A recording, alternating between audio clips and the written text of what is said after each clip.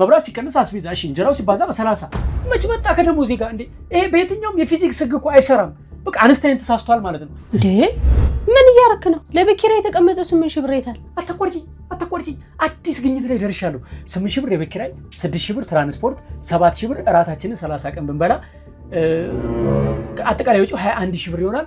ደሞዛችን ለካ 20 ሺህ ብር ነው። ቆይ ምግብ 7 ሺህ ብር ያልከው ቁርስ ሳንበላል ሻይ እንጠጣለን? ለቸገረው ሰው እኮ ሻይ በስኳር እራቱ ነው። ሸንኮራማ አሪፍ ነው ይዘጋል። እሺ ምሳስ በፈረቃ እንይዛለን። ይኸውልሽ አንቺ መስሪያ ቤት ጸባይሽን አሳምሪ፣ ምሳ እንብላ የሚልሽ ካለ ባንዳፍ ነው የሚባለው። ቁልቁለት በቆቆር አሪፍ ነው። ደግሞ ልብስ ምን አልጻፍክም? እሱን ረሳሁት። አዲስ አበባ ላይ ሰው ሁሉ ናራው ዞሯል። ራቁትን ብትሄድ ራሱ ማን ያስተውልሃል? ለኔ ማን አለ? ለሷ እኮ ነው።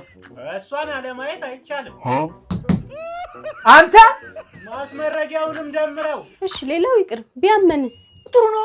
ሰው ያዝንልናል፣ አጥሚት ይዞ ይጠይቀናል። የ2 ቀን የ3 ቀን ምግብ ተጣጣ ማለት ነው። ከኔ እንዳትጠብቁ። እስከ መቼ ነው እንደዚህ የምንቀጥለው?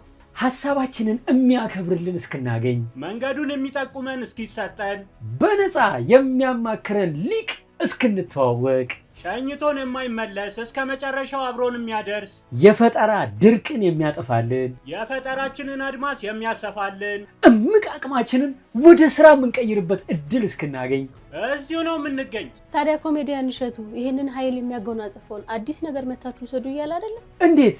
በ0913 610673 ላይ ደውለህ ተመዝገባ ወይም ደግሞ ሊንክ ባዮ ላይ አለልህ።